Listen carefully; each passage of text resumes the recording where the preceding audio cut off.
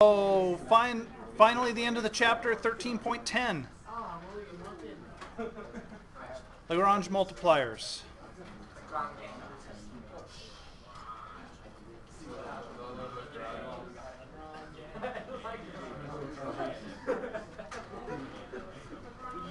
So yesterday,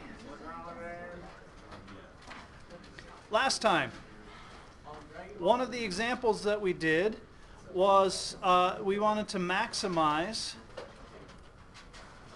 this product x y squared z such that x plus y plus z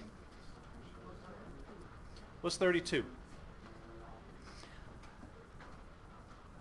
And the procedure that we used yesterday was we solved this second equation for z and substituted it into the first equation, so we end up with just a function of two variables, and then we used our usual method for finding critical points to find that maximum. What we're going to do today is talk about a method to use the gradient to do this problem. But I just want to talk about some terminology. In this case, we call f of x, y, z equals x, y squared z. We call that the objective function.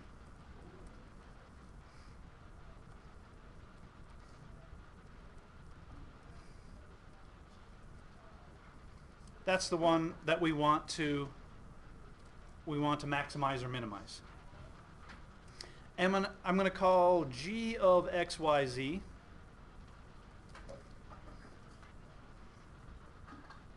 equals x plus y plus z, and in this case equals 32. This function equals a constant, is the constraint. Or sometimes you hear it called the side condition.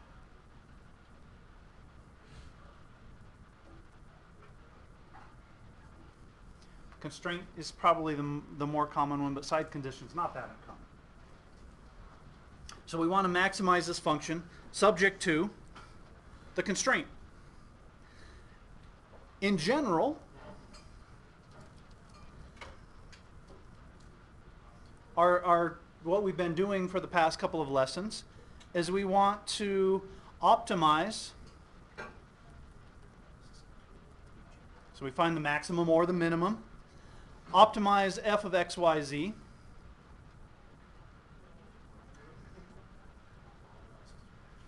with a constraint or constraints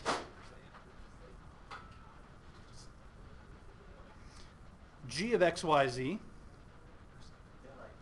equals a constant.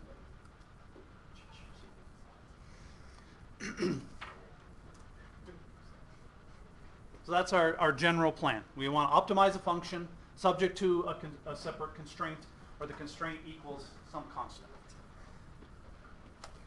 So I'm going to look at a two-variable example to illustrate the process, the idea. And this is kind of an outline of how we would go about proving that this process works. All right, so are we good with the terminology? Okay. All right, so we want the extreme values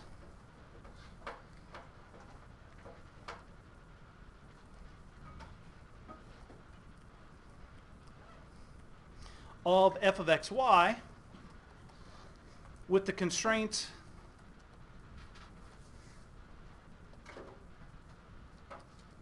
g of x, y equals a constant. Well, the way we're going to think of this is that g of x, y equals k is a level curve of g of x, y. So we're saying that f of x, y is restricted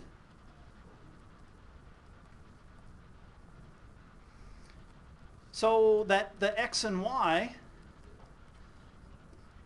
must be on the level curve.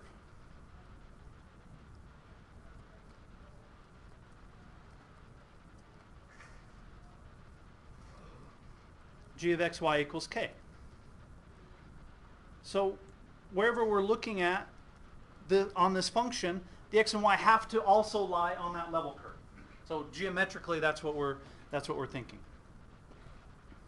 So I'm going to graph some level curves.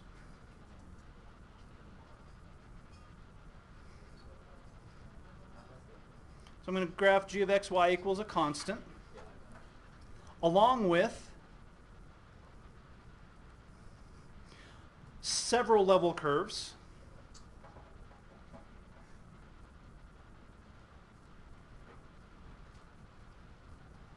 of f of xy.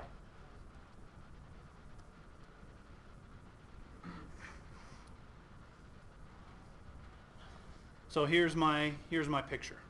So we're visualizing this three-dimensional thing projected down into the plane. So here is my level curve g of xy equals k, a piece of the level curve.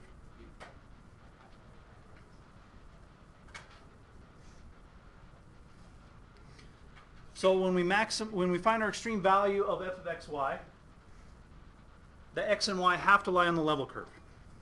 So I'm going to draw the level curves of several level curves of f of xy. This is just generic level curves. So I'm going to call this f of xy equals 4, for example.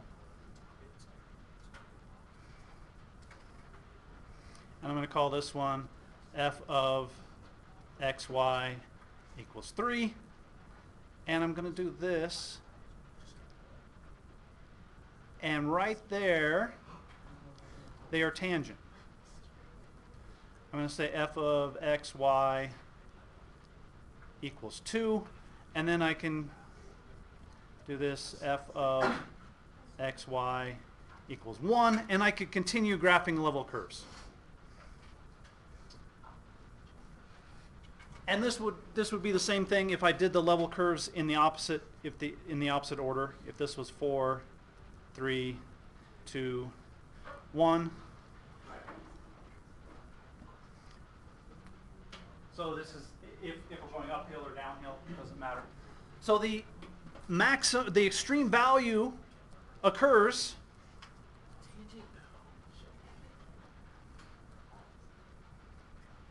of f occurs when the two level curves are tangent.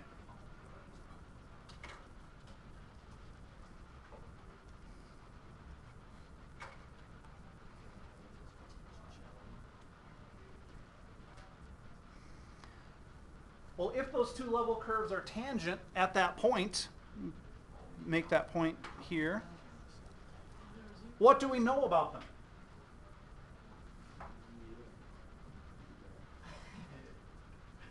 Well, don't they, if they're tangent there, don't they share a tangent line at that point?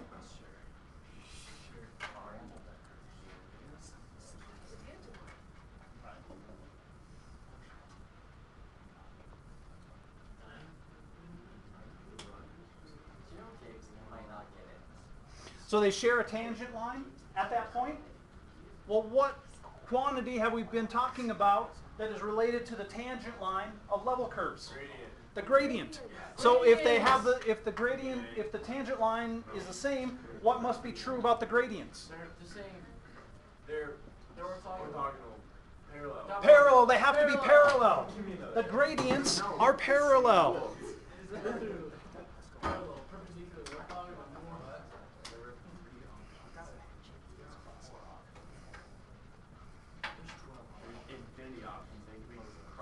The gradients are parallel, so the gradient of the blue level curve would go in this direction, and the gradient of the green level curve would go in this direction also. So I'm going to draw a little gradient vector there, and another little gradient vector next to it. They're on top of each other. There we go. There's our gradient vectors, and they're parallel. Well, if they're parallel, what can we say about them mathematically? They're scalar multiples. So we can write that del f at that particular point, x0, y0, equals, and we say lambda del G at x0, y0. For some scalar lambda. It's all Greek to me.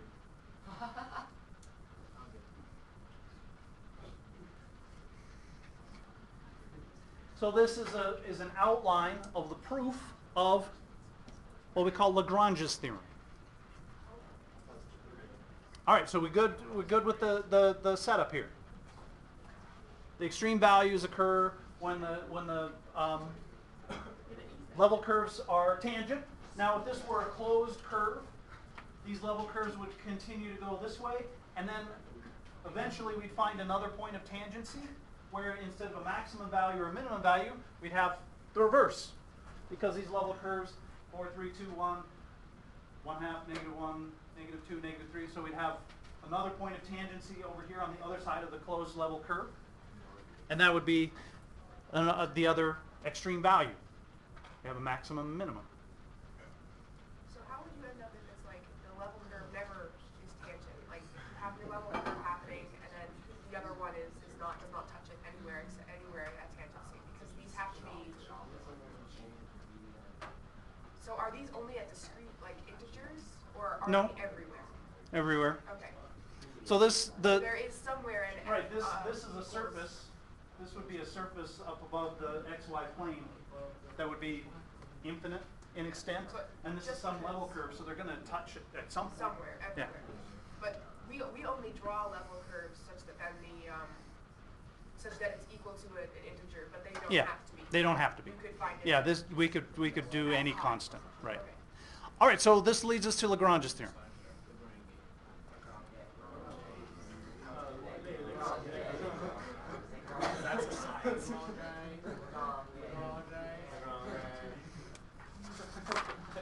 All right, so we're going to say if f and g are nice functions. So what I mean by nice is they're continuous. They have continuous first partials, so we can take derivatives. We don't have a problem. And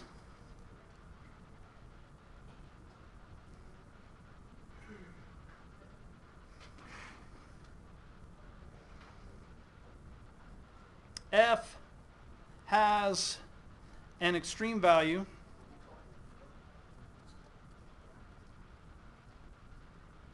at some point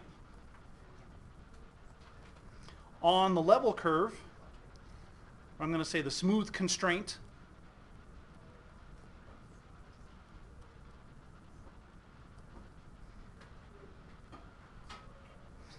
curve g of x y equals k, and del g at that point is not 0. The theorem says then the gradients are parallel. Del f at x0, y0 equals lambda del g at x0, y0 for some scalar lambda.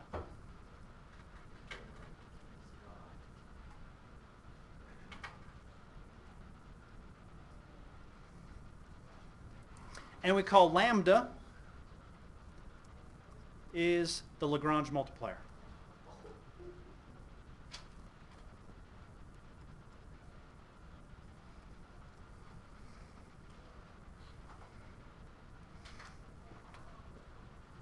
So this is what we just talked about. Well, let's talk about now how we're going to use this. Because this is going to give us some useful stuff. So the method of Lagrange multipliers.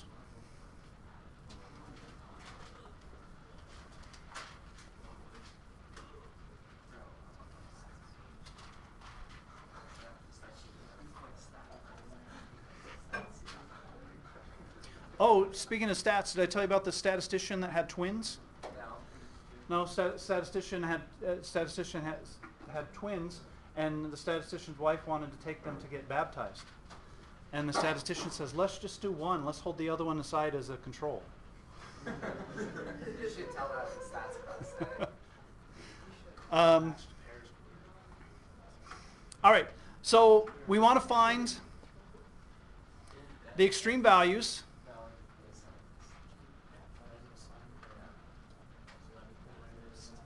of f of x, y, z. This, we can extend this to any number of variables with the constraint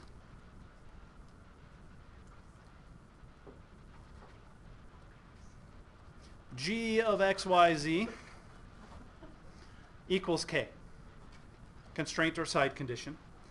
Our procedure, 1, find x, y, z, and I'm going to put and lambda, and I'm going to put this in parentheses because you don't always have to find the Lagrange multiplier. So I'm going to say and lambda such that del f of x, y, z equals lambda del g.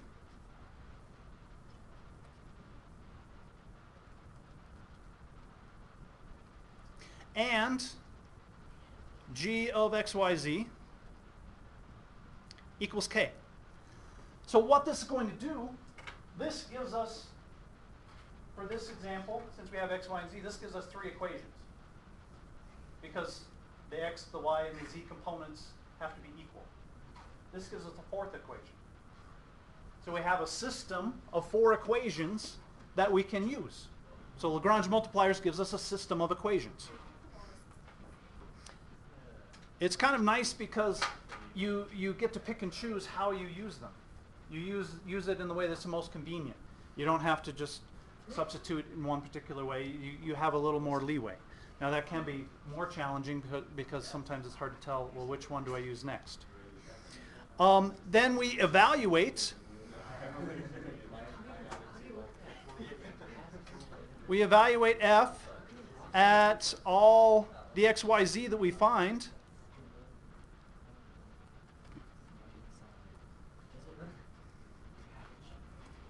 The largest is the maximum.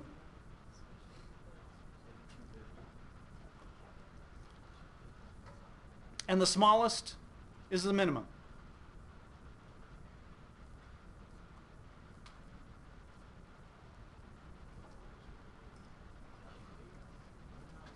And because we're on a constraint, because we have this constraint curve, we're on a boundary. The Lagrange multiplier method of Lagrange multiplier gives us an absolute maximum, absolute minimum on that constraint. If we have 2 constraints,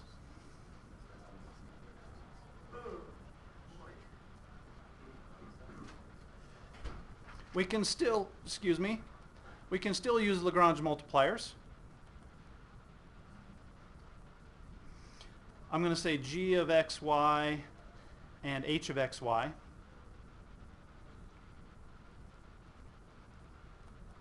So for a 2-variable function, we can say that del f equals lambda del g plus mu del h.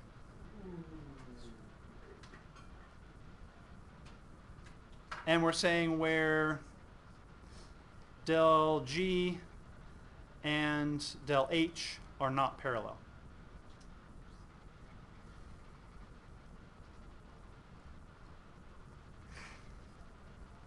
So what this says is not that the gradients are parallel, but this says that the gradients are coplanar.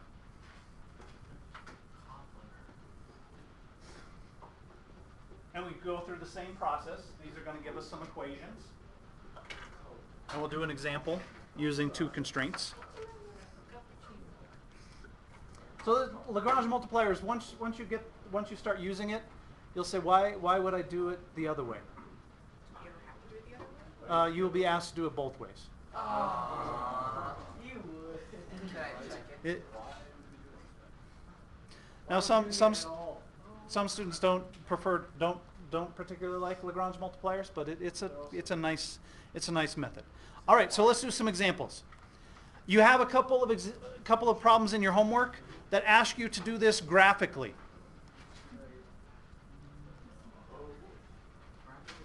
So it'll say graphically find the maximum, minimum, whatever, the extreme value.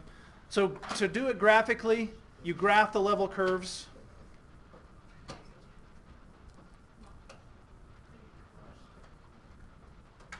And then approximate, you're doing it graphically, approximate where they are tangent.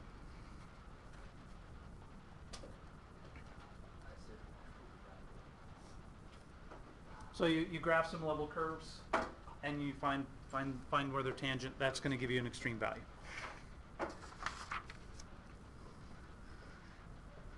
All right, so let's do a non-graphical example. This is similar to what we did yesterday. We want to find the minimum distance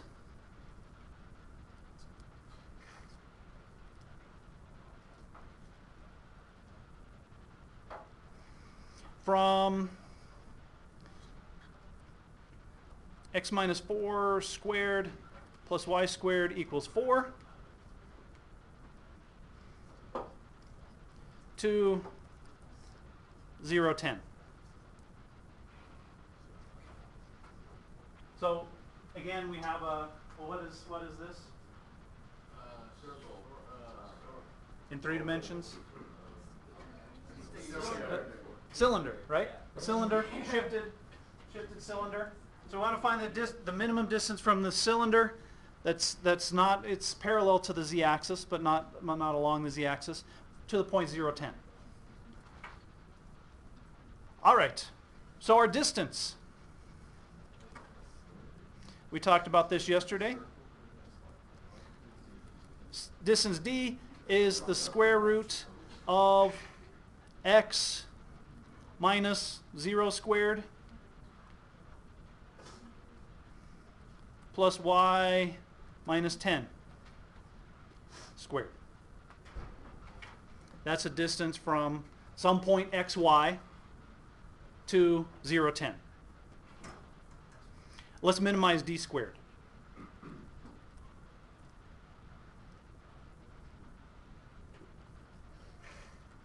So I'm going to say d equals x squared plus y minus 10 squared.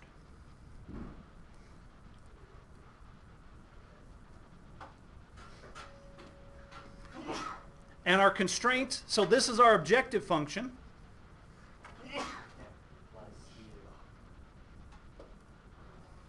We want to minimize this, and our constraint is x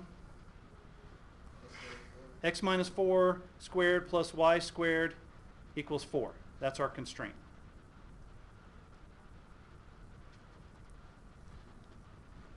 Now what we would do if we didn't have this method is solve the constraint for x or y, substitute it into the objective function, take the first partials, set them equal to 0, find the critical points. Today we're going to do Lagrange multipliers. So this is, I'll call this f, and I'll call the constraint g, just so we're using consistent terminology. Del f is 2x I hat plus 2 times y minus 10 j hat. Del g is 2 times x minus 4 I hat plus 2y j hat. And we know from Lagrange's theorem, del f is lambda del g. So I can write, we're going to equate components. Instead of so, I'll say equate components.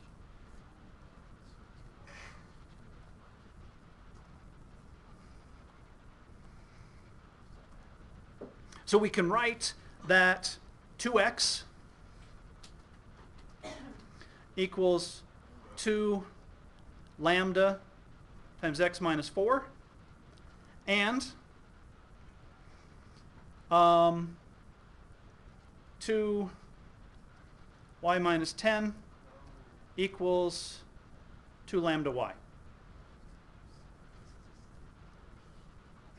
And we also have this constraint equation that we can work with. In this particular example, I'm going to solve, and this is not how you do it every time, just because this is a nice equation, I'm going to solve for lambda. So from this, lambda equals x minus x over x minus 4, and from this one we get lambda equals y minus 10 over y. That gives us an equation that we can solve for x in terms of y, or y in terms of x. So we have x over x minus 4 equals y minus 10 over y.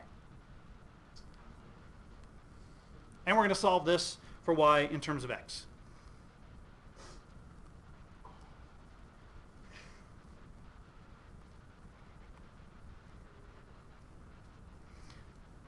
Not a particularly terrible algebra problem. I'm not going to go through all the algebra steps. So I'm going to say dot, dot, dot, dot, dot. And we end up with y equals 10 x minus 4 over negative 4. When we go through that process, and just to write it in a little nicer form, y equals minus 5/2 x plus 10.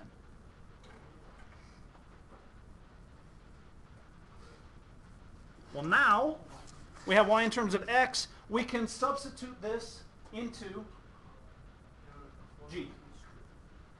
So substitute into g.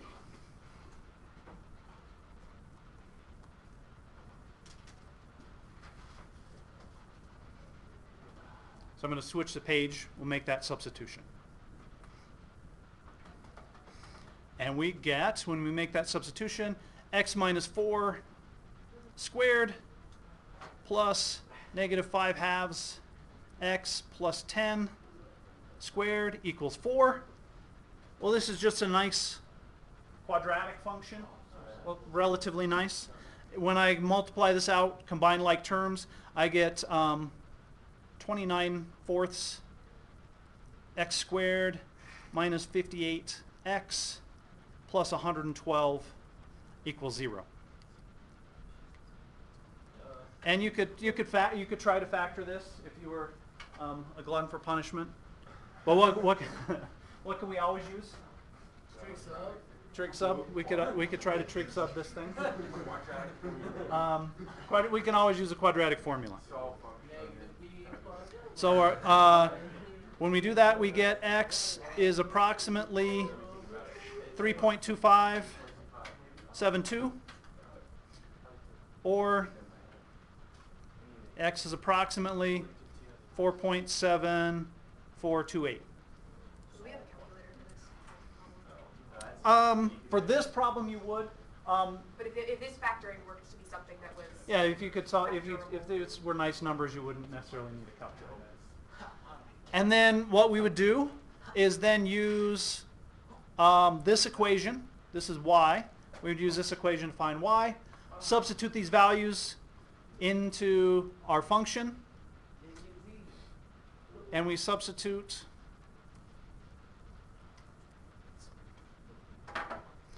to find that our minimum distance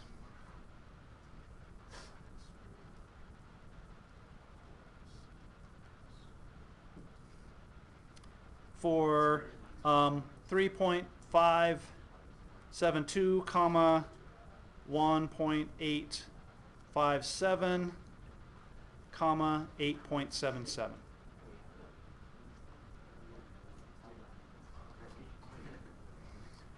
If you substituted the larger or the larger value, you don't get a minimum. You get a maximum. Is that 3.2572? 3 point, yes.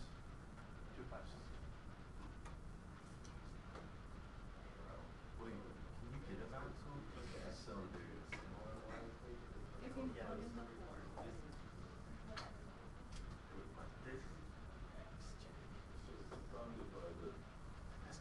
Yeah, I guess the maximum would be infinite, right? But don't we have the No, because constraints? x squared plus y squared is equal to 4. So that constraint, yeah. But that's the entire cylinder. X squared plus y squared equals 4 is the entire cylinder. It goes up and down forever. Right.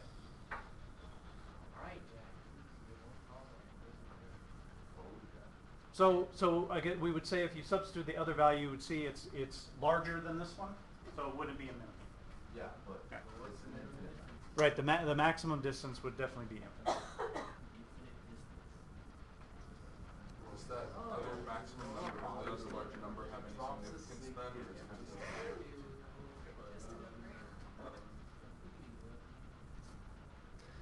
But sometimes that could be your other extrema. If your Right. function had another Right. extrema. If it was a different situation, the one would be a maximum, one would be a minimum. All right. Questions there? In your homework, you have something like, well, this is a problem in your homework. You're maximizing f of xy equals e to the minus xy over 4. And our constraint is x squared plus y squared is less than or equal to 1. On the interior,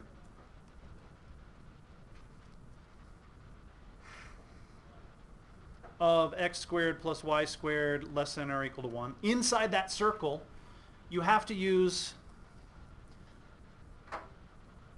methods from 13.8 to find your extreme values. On the interior of the circle, you have to do the critical values, all that stuff. On the boundary,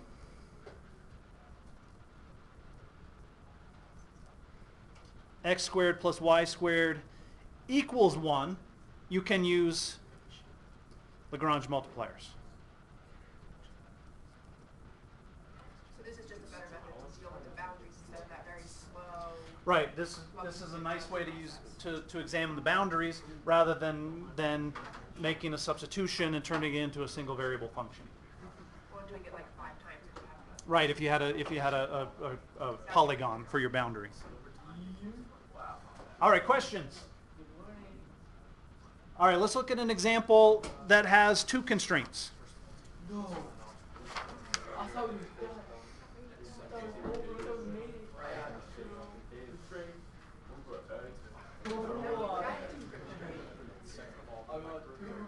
Find the highest point on the intersection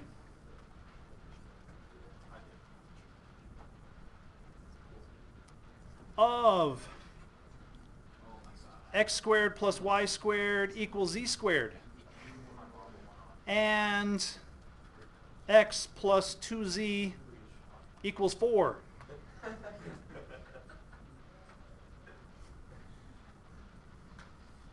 We want the highest point on this intersection.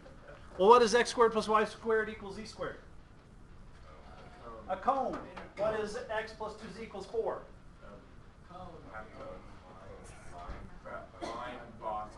A plane. Something that's kind of flat, right?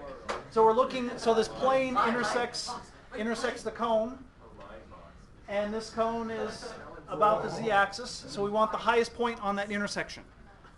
What are we trying to maximize? What is height? Maximize z.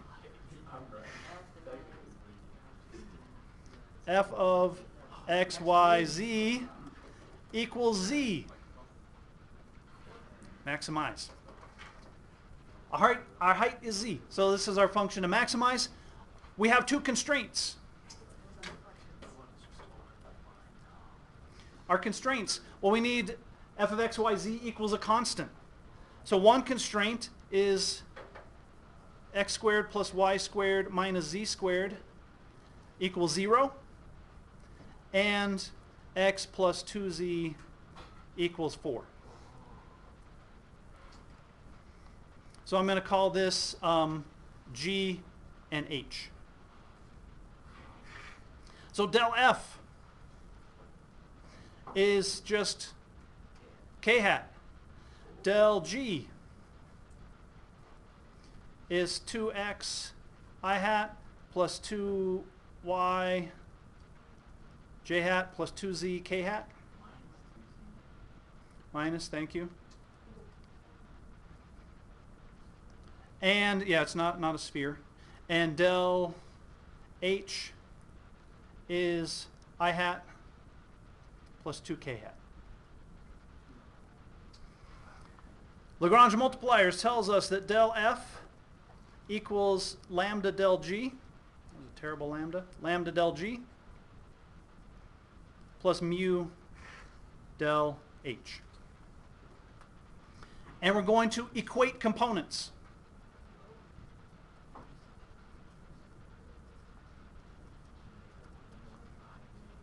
So from our components, we get 0 for the x component equals 2 lambda x plus mu. That's the x component. For the y component, we get 0 equals 2 lambda y. Oh, this is nice, isn't it? We're saying that lambda does not equal 0, so y equals 0.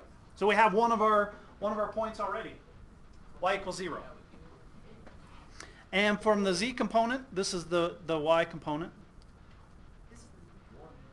No, this is the y component. I just wanted to write that. And for our z component, we get 1 equals minus 2 lambda z plus 2 mu. So that's our z component. Brian,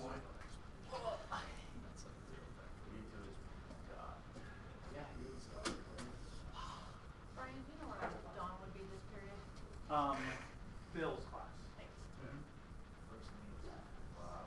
A lot of first names. I would translate. Yeah. So, hello, I should have said, hello, Linda. He's in Phil's class. Hello, Linda. Don is in Phil's class. Oh, stop. Excuse me, Brian. Yeah. Excuse me. All right. Well, this gives us nice information. Let's substitute this into G. Come on. Substitute into G. Well, when we substitute that into G, I'm going to draw a little line here. So we're going to substitute. We get x squared plus z squared equals 0. So x equals plus or minus z. X squared equals negative z squared. Sorry, this is x squared. Thank you. You said it 10 times and I didn't. X squared minus z squared equals 0. So I didn't realize it until I was saying that x squared equals negative z squared, and I was like, well, then we can't. That gives us a problem. So x equals plus or minus z. Substitute this into h, because we have the equation with just x and z. Substitute into h. So if x equals z, we get 3z equals 4. So z equals 4/3. X equals negative z gives, substitute it in, where's h? Negative z. We get z equals 4. So what's our maximum height? 4. Z equals 4. Max height is z equals 4.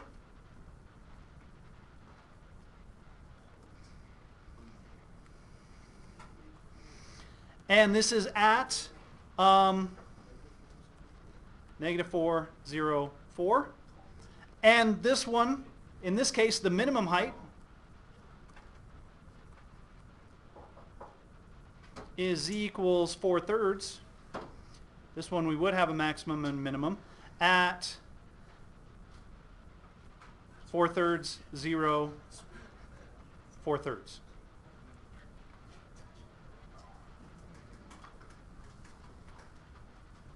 This problem would be fairly difficult to do without Lagrange multipliers.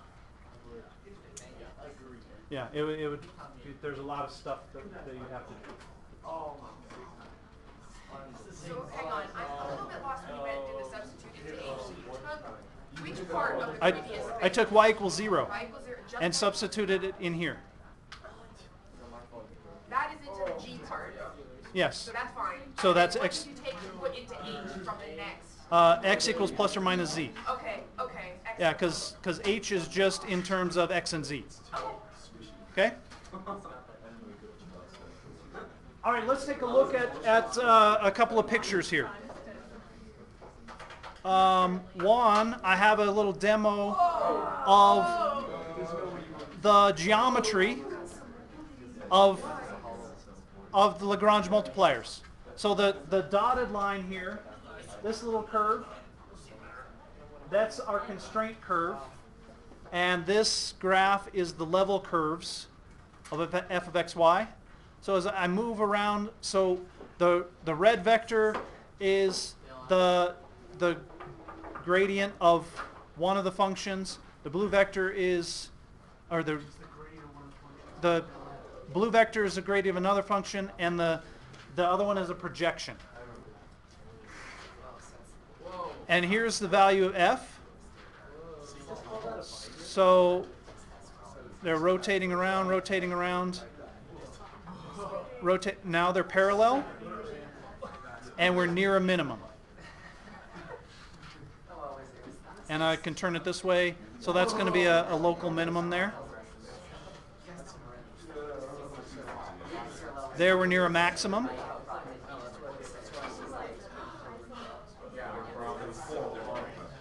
We're near a minimum there. Our vectors are almost parallel.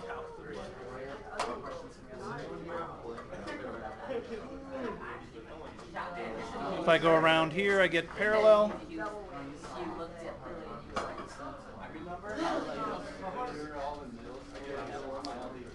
And that would be the absolute maximum, I believe, on that curve, unless this is a little bigger here.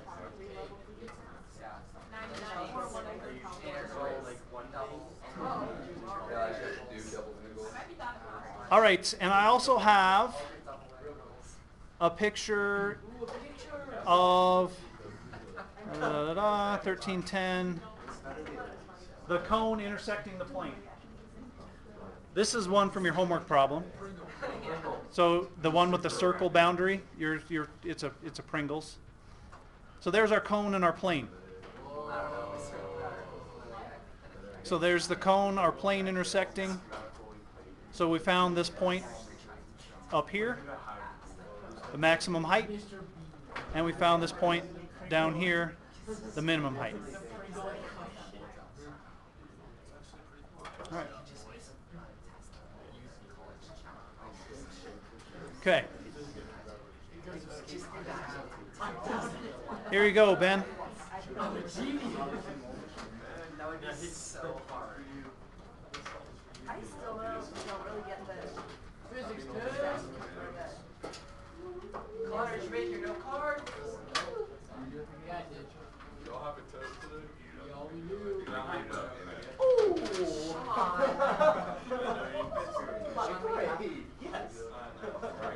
Sean, that's sad. Yeah.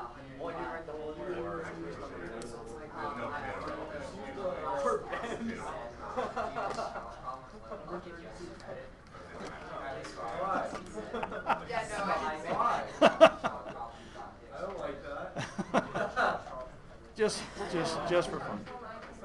Oh, here, how about this? It's an odd now. Still not bad. And then the back of the game.